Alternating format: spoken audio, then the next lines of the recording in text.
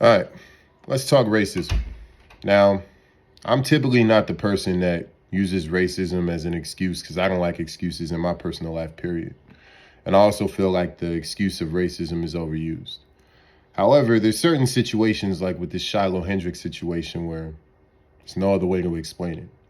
So let me explain the scenario.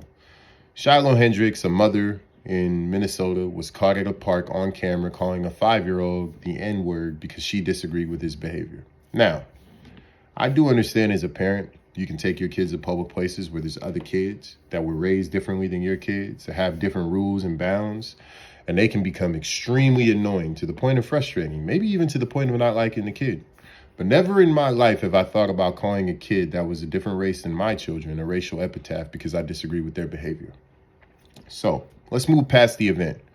As a result, there was a $50,000 GoFundMe put up for this woman because the internet does what the internet does, right? You do something crazy on the internet, they're going to find out who you are, they're going to leak your information, they're going to make your life uncomfortable. Well, she didn't just raise $50,000, she raised $600,000. And if you look at some of these comments on this GoFundMe page, it is absolutely egregious. So America,